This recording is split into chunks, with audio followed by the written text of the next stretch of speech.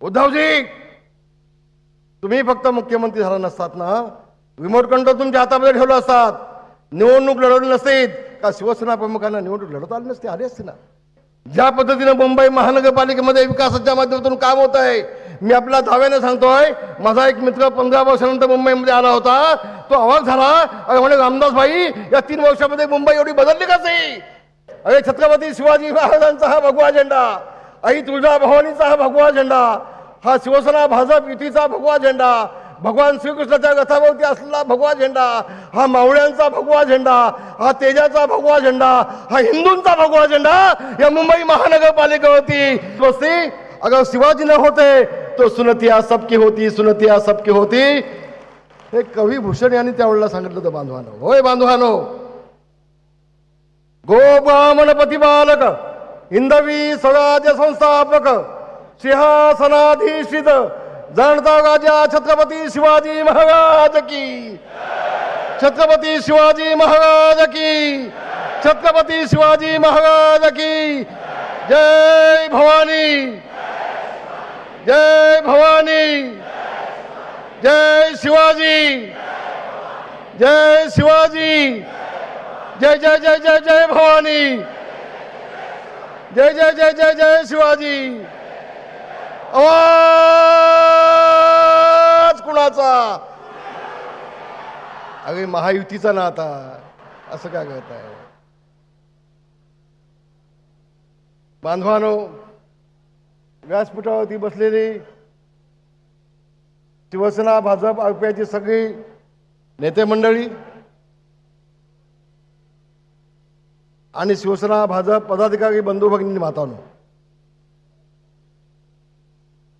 होय, मुंबई महानगरपालिकेच्या निवडणुका येणार येणार येणार आल्या. मी अनेक वर्षाचा साक्षीदार आहे. काही नेते मंडळींनी एकदा बोलायला सुरुवात केली, मराठी माणूस जागा हो. आता मुंबई ही महाराष्ट्रातून तुटणार आहे, जागा हो, की समजायचं मुंबई महानगरपालिकेची निवडणूक आली. ही वक्तव्य जेव्हा ऐकायला मिळतात, मराठी माणूस जागा हो, म्हणजे 5 वर्ष झोपला होता मराठी माणूस. अगं झोपला होता का?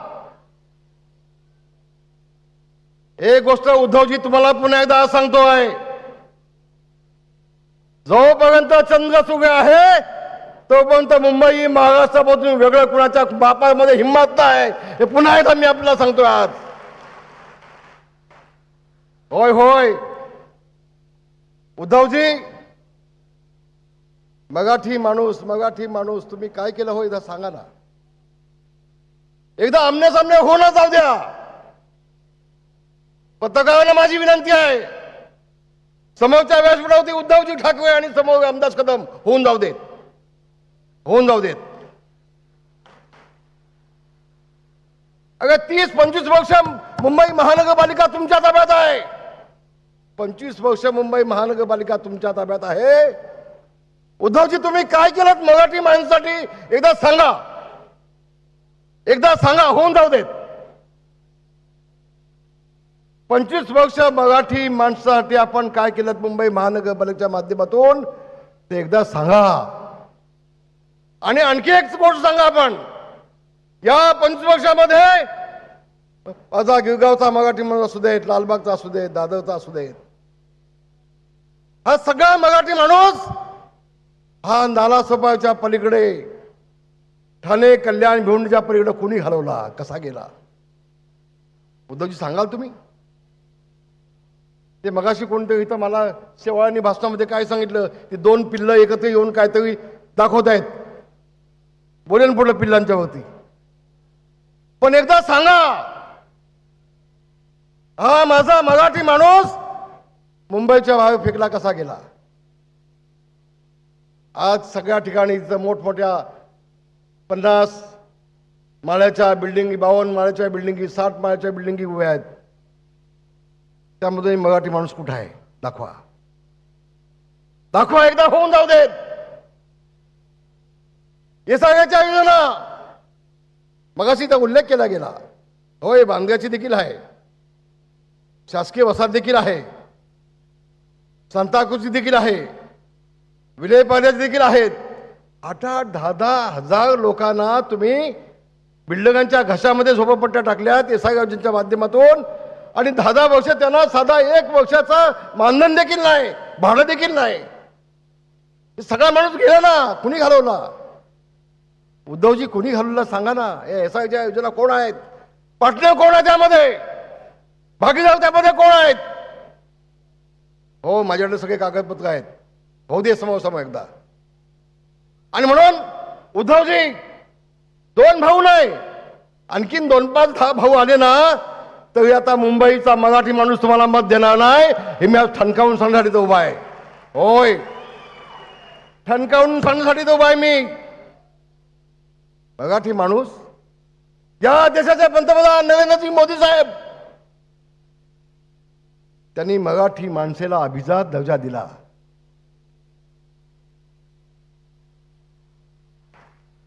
काही लोकांना कळलं, काही लोकांना थोड्याच्या वेळेनंतर कळेल. कुसुमाग्रज काय म्हणत होते? कुसुमाग्रज म्हणत होते, अरे माझी मराठी भाषा ही मंत्रालयाच्या दरवाजासमोर डोक्यावरती सोन्याचा मुकुट घालून, अंगामध्ये फाटकी वस्त्र घालून हात जोडून उभे आहे. अरे मला न्याय द्या, मला न्याय द्या, मला न्याय द्या. हे कुसुमाग्रज सांगत होते. त्या मराठी भाषेला न्याय दिला या देशाचे पंतप्रधान नरेंद्र मोदी साहेबांनी. मराठी भाषेला न्याय दिला, मराठी माणसाला न्याय दिला, महाराष्ट्राच्या मातीला न्याय दिला, महाराष्ट्राला न्याय दिला. पण उद्धवजी, तुम्ही पंतप्रधानांचे अभिनंदन करू शकला नाहीत का? हो, पंतप्रधानांचे अभिनंदन करू शकला नाहीत तुम्ही का? शिवसेना प्रमुख मान्य बाळासाहेब ठाकरे यांनी अनेक वेळा मागणी केली होती यासाठी, अनेक वेळा, माझ्या मराठी भाषेला न्याय द्या, न्याय द्या. शिवसेना प्रमुखांचं म्हणणं होतं राम मंदिर झालं पाहिजे. अरे मोदीजींनी ते देखील केलं ना.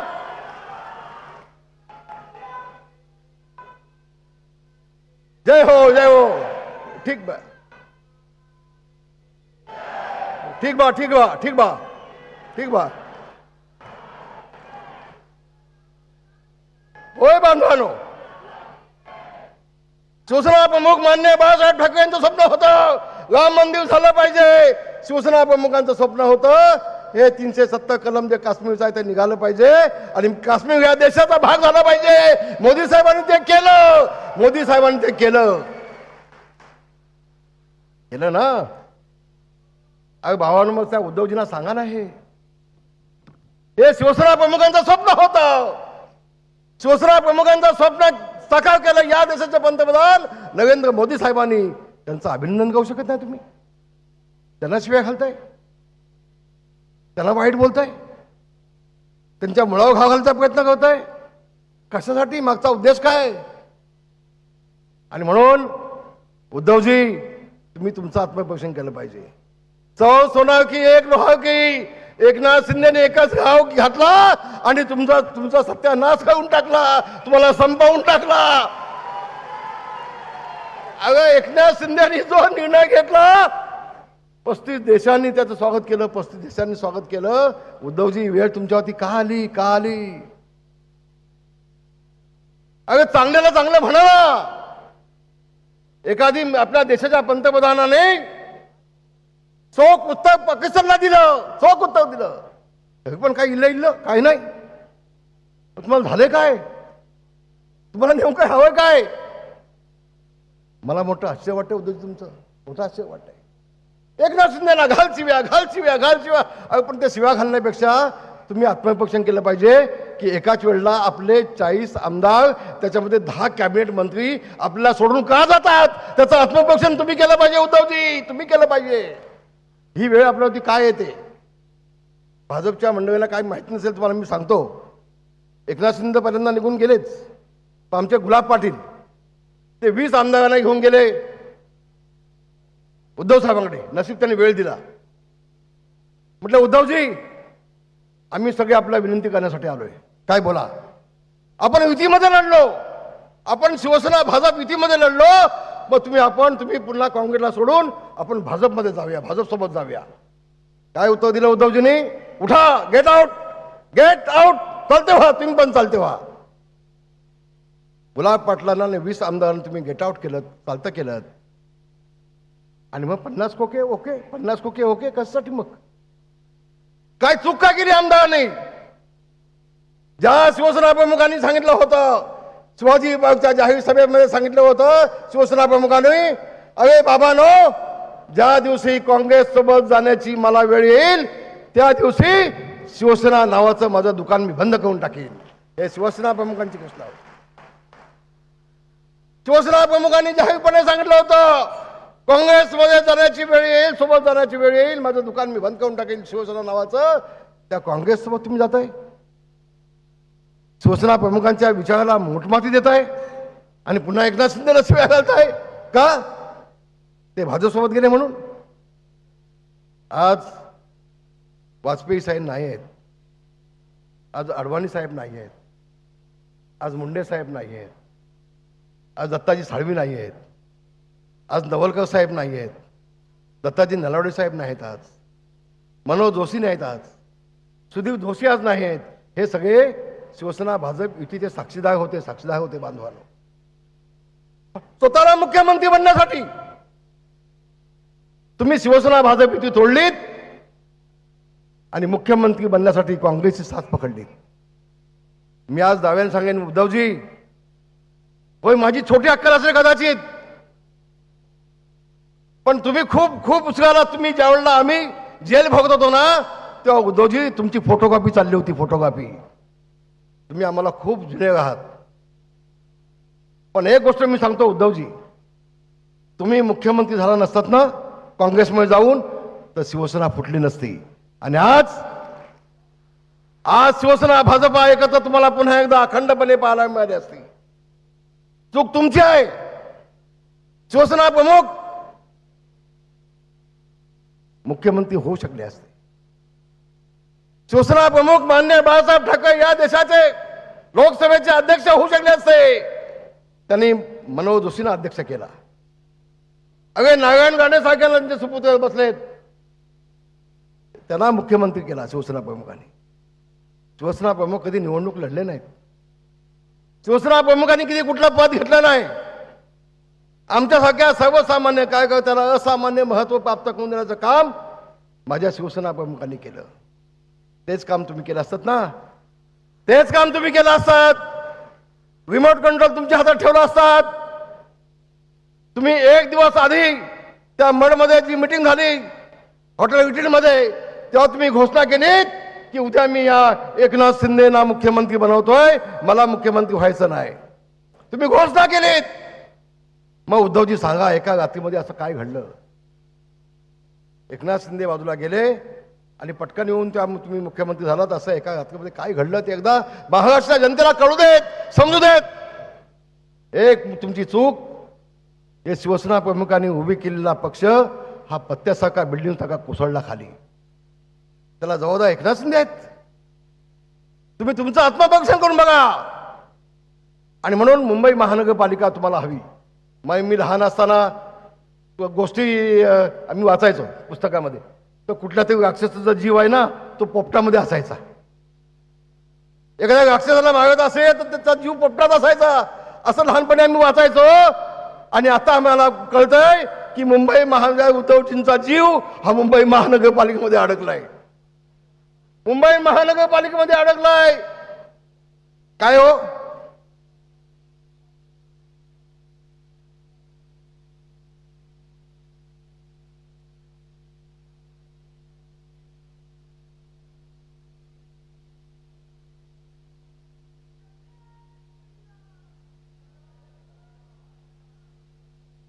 ए बाबानो, ए झालं काम तुमचं?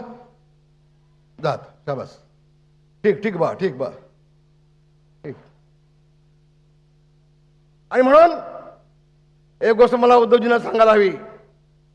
उद्धवजी, तुम्ही फक्त मुख्यमंत्री झाला नसतात ना, रिमोट कंट्रोल तुमच्या हातामध्ये ठेवलं असतात, निवडणूक लढवली नसतीत का शिवसेना प्रमुखांना निवडणूक लढवता आली नसते, आली असते ना. शिवसेना प्रमुख मुख्यमंत्री होऊ शकले असते, पण शिवसेना प्रमुखांनी आमच्यासारख्या सर्वसामान्य कार्यकर्त्याला संधी दिली. तुम्ही तेच काम केलं असतं, आज मराठी माणसाला न्याय मिळाला असता. आणि म्हणून एकच गोष्ट सांगेन, मला एकनाथ शिंदेचे आभार मानले पाहिजेत. सन्मान्य एकनाथजी शिंदे मुख्यमंत्री असताना त्यांनी मुंबई महानगरपालिकेसाठी जे काम केलं, आज देवेंद्र फडणवीस ज्या पद्धतीने मुंबई महानगरपालिकेमध्ये विकासाच्या माध्यमातून काम होत आहे, मी आपल्या दाव्याने सांगतोय, माझा एक मित्र 15 वर्षानंतर मुंबईमध्ये आला होता, तो अवाक झाला आणि म्हणे रामदास भाई या 3 वर्षामध्ये मुंबई एवढी बदलली कशी. मी म्हटलं एकनाथजी शिंदे आणि देवेंद्र फडणवीस त्यांचं हे काम आहे, त्यांचं हे काम आहे. आणि म्हणून आता उद्धवजी, ठीक आहे, राजसाहेबांच्या मुलाला पाडला कोणी, तुम्ही. तुमच्या मुलाला आदित्यला निवडून कोण दिला, राज ठाकरेंनी.